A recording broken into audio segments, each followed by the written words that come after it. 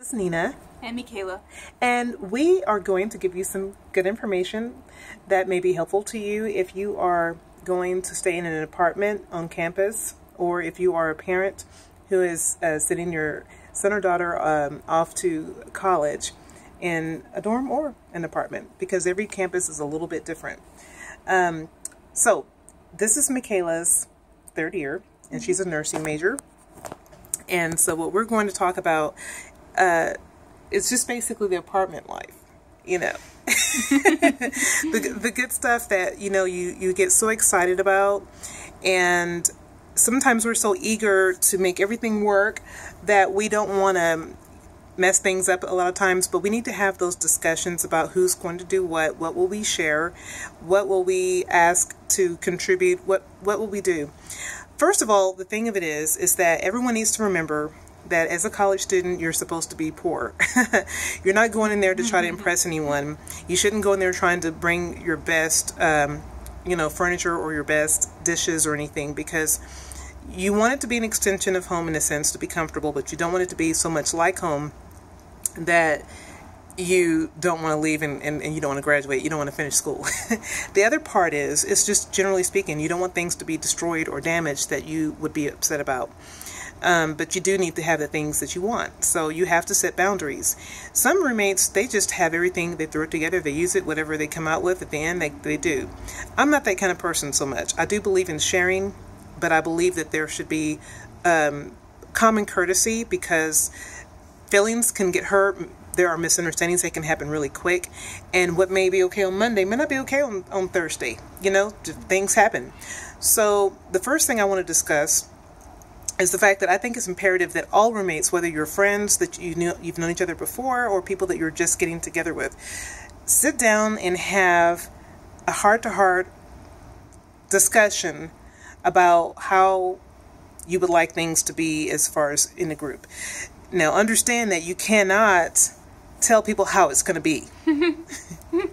You can't tell people, I don't like to have people over. Because if you live on a college campus and you share an apartment and you have chosen to have roommates because you chose to not be in an apartment by yourself, in a single person apartment, you have to understand that you cannot set boundaries like that. You cannot decide that, okay, well, I'm going to say 9 o'clock is the curfew. Yeah, you can't do that. And if that's how you want to live, then you better live by yourself. Absolutely. And if or at least it'll be better. You'll be happier if you live by yourself. Yes. And then if you're one of those people that are really social and you want to have people over all the time, have an apartment by yourself. Yeah. Because either way, it's you're gonna cause some kind of conflict. Okay. There's so many different things you probably never even thought about. Okay. And also, like, whenever you find roommates for you know, like an on-campus apartment, for instance, make sure they have enough in common with you to where it's not like, night and day, oh, I don't like this and that, or oh, I love that, but make sure you have enough in common, but not too much in common, because, if you find someone a little bit too much like yourself, you might actually start to dislike them. But find someone who has enough in common with you, that shares maybe similar values as you do and similar interests, so that you'll be able to have harmony in your dorm.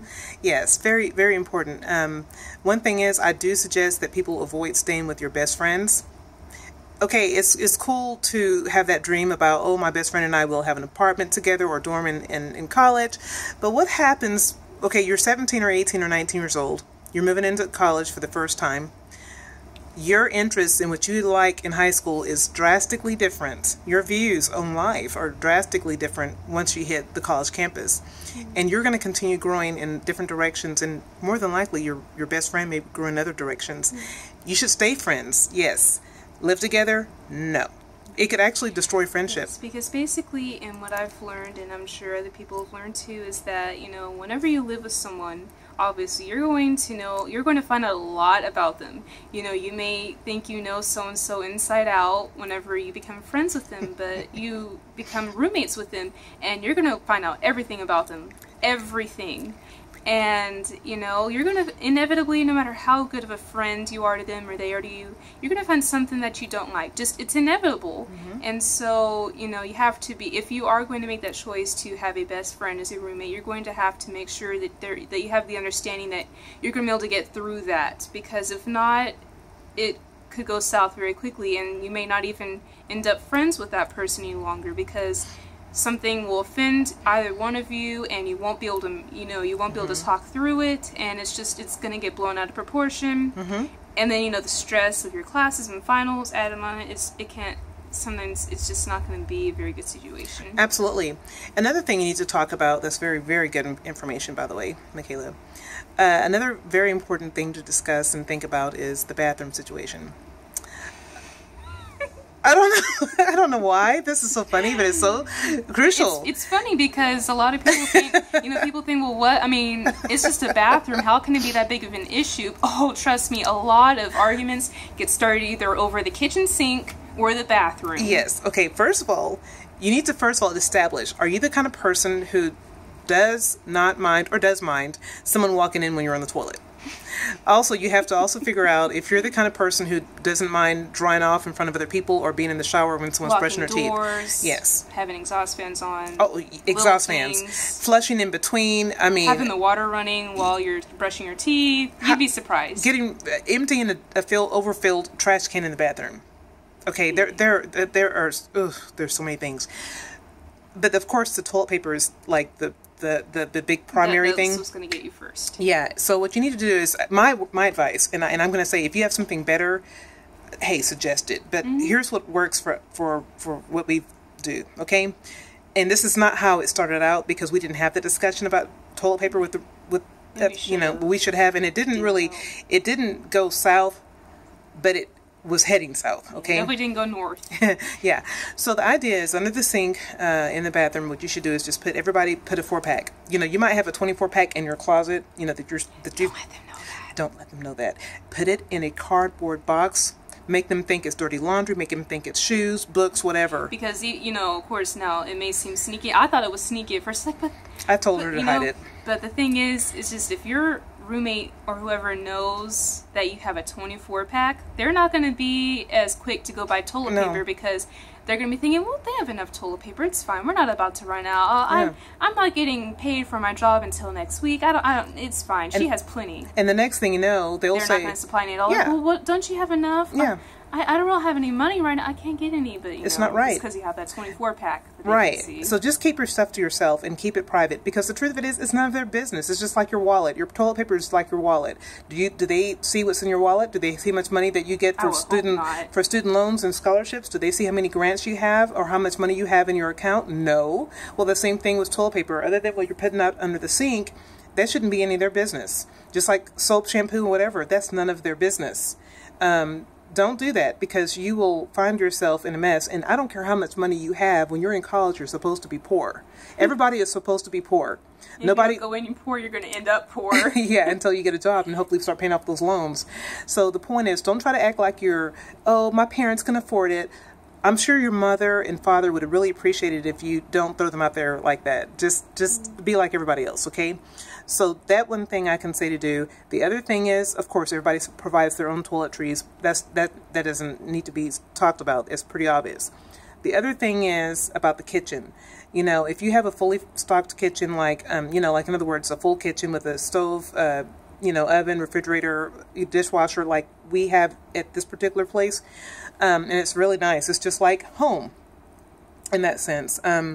What you need to do is you need to establish that everyone can bring their own stuff. Some people would say, well, we don't need 2 skillets or we don't need 2 saucepans, but you might want to go ahead and just bring your own stuff, because you have different cooking rituals and different cooking ways and methods than someone else may have. And someone else may be using their skillet to make a dish for their friends, and you may want to make something different or whatever. Another thing is different cleaning habits. Some people wash their dishes right after they're done using them. Others will let them sit in the sink for days and get to them when they have time. So be careful about that. And another thing is, my advice is, if you're the kind of person who is really picky about, how things were washed, I would suggest y'all discussing that. Because like me, I'm kind of like, I'm the kind of person, and I'm not saying I'm right. I'm just saying this is how I am. I wash the dishes. I kind of feel like you should clean as you go. It makes life so much better. So you clean as you go, and then you wash your dishes, and then you put them in the dishwasher, because you don't want all those, why put a plate full of spaghetti you know, like little bits of noodles all over the plate and sauce, why not rinse it out? Yeah, no matter how good your dishwasher is, it doesn't deserve that. No. And the thing is, if you clean as you go, it makes your job so much easier. Remember, you're not in that apartment by yourself. You're sharing with other people. And if you happen to use someone else's appliances or dishes or cookware, ask first. And if y'all have that understanding that you don't have to ask, great, but you need to wash it out as soon as you're finished. Don't even if you don't wash your stuff out that often, wash their stuff out. And another thing that I would say is, even if you ask for permission once and they say, oh yeah, sure, I would ask every time just to be on the safe side, because there may be a day where, for instance, if your roommate's going to have guests over later and she wants to make dinner for them, she may not want you using her skillet that day because she's going to need it later and doesn't want, you know. Yeah. So just ask every time, even if you have the understanding that you can generally borrow each other's stuff, because you never know. Yeah, and here's another thing. Like, we at home, we use a lot of spices. We use, you know, a lot of spices. You know, I'm not saying our food is spicy, but we use more than salt and pepper when we season our food. And so if you want to season your food, go to, you know, Dollar General or, you know, even a grocery store and buy the inexpensive, like the 99-cent little bottles of, you know, oregano or Italian spices, whatever. Because not everybody's going to season their food like you do, so you need to make sure you have your stuff. And don't expect someone else to furnish your garlic powder. You furnish your own garlic powder, you know. Basically, you should not go to campus expecting anyone else to provide for you what you need to provide for yourself. And the thing about it is, don't ever assume that because you're roommates that they owe you something, because that's not true. They don't owe you anything. Yeah, and you're all going to be paying the same amount for that apartment or dorm or whatever. It's split equally, so you have just as much of a right to something as your roommate does. So, you know, don't ever let someone make you think that you don't have the same right to, you know, the kitchen, for instance. Yeah. You know, like if you want to use the stove, they don't have a right to tell you, oh, you can't use that stove because I'm going to use it later, you know. Yeah. It's just as much your stove as it is theirs. The bathroom is just as much yours as it is theirs. Now, that doesn't mean you should be spending 5 hours washing your hair, but you know. No. And this is another thing. If you have guests, whether it's your mom, your dad, your cousins, your sisters or brothers, when they come over, whether they're spending the night in your apartment or whether they're spending the entire day, or whether you have one of those aunts who has a very leaky bladder, whatever the deal is that you personally, like if I have an apartment and I'm sharing with 2 other roommates, and say my cousin comes over and she's, you know, there and she's going to spend the night with me, I need to provide an extra roll of toilet paper at least, or two, to compensate for her being there, rather than expect my roommates to furnish that. Yes, because you know, I've known of instances where, you know, there'll be 3 roommates and then one of them will have family coming in, like traveling, and they happen to pass through, so they're going to stay for a little while, and they don't stay for the whole night, but they just got off of a cruise, they're tired, they have jet lag. In between the 2 or 3 of them, they're using the bathroom every 5 minutes, it seems like. They go through 2 rolls of paper. They go through at least 2 rolls of toilet paper, and then they leave. Yeah. And then the person who, you know, the family member of theirs is the roommate, is like, well, I mean, gosh, they use a lot of toilet paper, but they didn't supply anymore. They just assumed, oh, well, you know. And that's not fair because, again, you know, you're paying upwards $3,000 to $4,000 a semester for that apartment. And that gives you absolutely no right to think that someone else should be furnishing your toilet paper. So be kind, be thoughtful, be considerate, and never assume anything, because you don't... As I've heard, it makes an ass out of you and me. Yeah, exactly. And don't burn bridges. So if you walk in and you say, okay, hey guys, I'm so excited that we're going to be roommates. Let's have a talk, you know, and just kind of make it fun, you know, and just and here's the deal. Don't get rubbed the wrong way when someone says, I don't like it when people poop in the bathroom and have the door open. You know, because if you know you do that, don't do it, because you can do that at your own house by yourself if you want to. Because remember, that apartment is your home on campus, but it's not your home. So, you know, if you like to walk around your underwear all day, you may not be able to do that on a campus apartment because, you know, you might have guests coming over and you don't want that kind of embarrassment. That's another thing. Okay, here's another thing. When you have a guest over, you need to make sure you let them know that, hey, you know, if this is an issue. Remember, Mom or Aunt Susie, I have two roommates here, so you cannot turn on the rock channel and play music really loud and walk around in your underwear, because my roommates are still here, and this is study weekend, and we need to not do that. Just make sure that your guests do not get the idea somehow, even if they don't see your roommates all the time, that you don't have any, because... And always ask before you have guests over, even if you're honest, oh, I don't mind, always ask for permission. You know, say, hey, do you mind if Susie Q comes to spend the night with me? Mm-hmm. And then say, and so, where's she going to sleep? You know, yes. If you have a roommate in that room with you, don't have Susie Q sleeping in there with your roommate. No. Have her sleep in the living room or somewhere else. Now, if you have your own private room, that's different. Yeah. But if you have frequent guests over, make sure that there is an agreement on where they're going to be sleeping, mm-hmm. and if they bring their own, have them bring yes. their own toiletries, yes. their own toothbrushes, their yes. own towels, their own soap. Oh my no gosh. one has time for that kind of drama. No, it's just not right.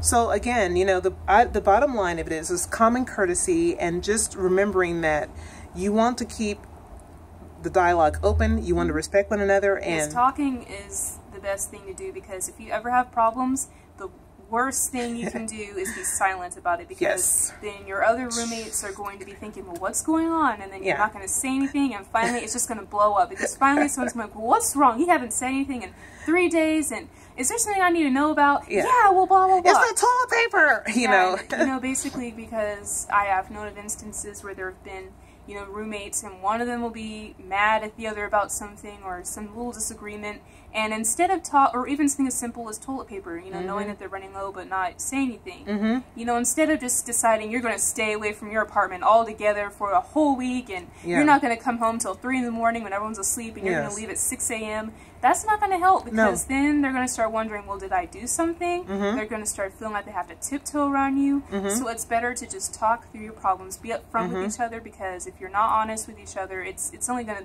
backfire on you. Your silence is just going to make matters worse. Absolutely. And here's another thing, like some apartments don't come furnished. So mm-hmm. say, for instance, your living room is the only part that is not furnished by the college. So that means that you have to bring your own, couches and all that kind of stuff in there. Now, we live close to 3 hours away from the campus. And just say, for instance, you live 30 minutes, which is really like living down the street from campus. You might want to bring a sofa or a love seat. But if you live 3 hours, you might say, well, I can bring it on the second or third trip rather than the first one or something. And if you can't do that, a good thing to do is, suppose, Sally is going to, Sally lives 30 minutes away, so she can, she's willing to provide furniture, fine, she can provide furniture. If you live 4 hours away, you could say, well, I may not be able to furnish the furniture, mm-hmm. but I can supply the bathroom stuff. I can make a compromise, and I'll provide all the bathroom things, or I'll provide some stuff for the kitchen. Make sure that it balances out, because everyone doesn't have to supply furniture, because it's not feasible. No. But you can always compromise in that way and say, well, I mm-hmm. can provide this since mm-hmm. I'm not able to do that. Right. And another thing is, now this is just my view. Now everybody can do what they want, but usually a living room, for instance, will have three full walls, or maybe just 2 full walls, in the window. And my rule of thumb is everybody can decorate how they want. Basically, we already know that some people are really big into decorating, and some people are just not into it at all. I'm big into decorating. Me too.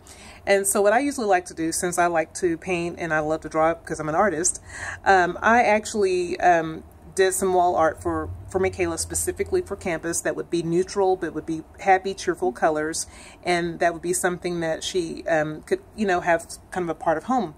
And so we hung them on the wall in the living room as a way to kind of complement the decor that was already in there. Because we didn't provide furniture, mm-hmm. so our contribution to the living room were all the paintings and pictures and mm-hmm. wall hangings. And then I fully decorated the kitchen by putting, I had tablecloths and placemats, and we had plates. Oh yeah, glasses. We had the floor mats, disc drainer, and a whole bunch of other stuff in between. All the stuff that you would think that a kitchen needs, we had those things.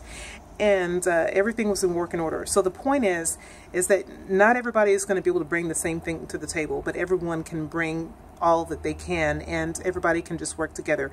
And one more thing about this whole thing is, if you share an apartment with other people, And at the end, when it's time to move out, one bit of advice would be move out maybe around, say, the last part of May, early part of June, because of, you know, how a semester may end.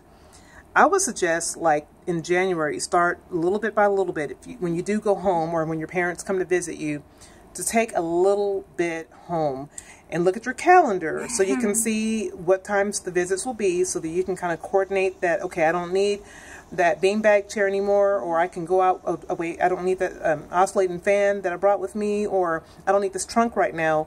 So a little bit by, or I don't need the winter clothes, or I don't need the summer clothes, whatever. Have those things brought back home so that when you do move out, your load is not out of control. Yes, because freshman year, we didn't think about that. And so we had more stuff in that van going home than we do first coming there in the summer. It was so bad that literally we were shoving things in, and I was thinking, are we going to have to throw some stuff away? Of course, now I had acquired some cleaning supplies, a mirror, you know, a few dry erase boards, and stuff like that. But, I mean, those are small things. So that, I mean, it's just the fact that I kept bringing stuff to campus, but I didn't take it, I didn't have it sent home, because I was thinking, well, what if I want to wear that? You know, what if I want to have that? But, I mean, if you, like what we did last year, she came a week before school was out and took a big chunk of the stuff I didn't need home. And so I only had enough outfits for the week and maybe 2 extra.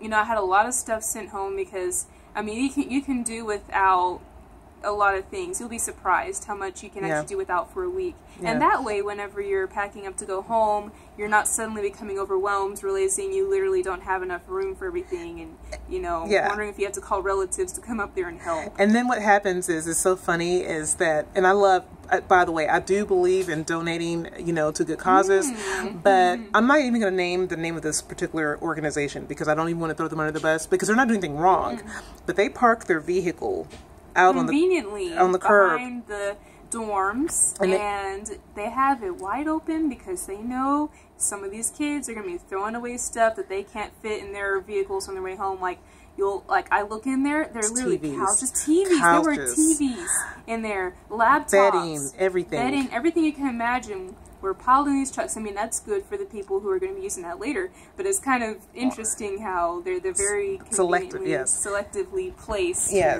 And so, you know, and the thing is, again, you're a poor college student. You're not there as a wealthy little kid. You're not there to impress anyone. You're not there to impress anyone. Even if you are wealthy, you're not wealthy in college. Hello. You just be yourself. Be cool. And just understand that you need to, like, be a minimalistic person when it comes to an apartment. Have what you need and don't have an excess, because there's also hoarding, and I'm not going to go into that, but I will say this. Don't hoard. Yes, exactly. Just don't do it, because I mean, you may like something your aunt's Tom decided to generously donate from the dumpster behind her house. You know, she might have a whole bunch of stuff she wants to give you, but you're not really going to need all that stuff. And whenever you're packing to leave, you don't want to be having stuff falling out of your closet and wondering, well, where did all this junk come from? Oh, yeah, that came from my relatives. When they come over to give me stuff. You don't want that. So don't hoard. No matter how much you miss home, if you start grabbing everything except the kitchen sink from your house and piling it in your dorm, you will regret it when you have to move out. When your RA is going to come to do room check, she's going to look in there and be like, what day are you moving out again? Are you sure you're ready to leave? And it will be bad, especially for your roommates. If it can be bad. So don't do it. Don't do it. Oh, and one more thing. When you come, and I know that being a mom that I am, when you come and help your daughter move out of the apartment and you just want to do that last sweep through, you know, and everything, use a little Fabulosa. Always the lavender scented. It does wonders. It makes the place smell like, wonderful, filled with lavender. Have a great day. We'll talk to you later. Bye-bye.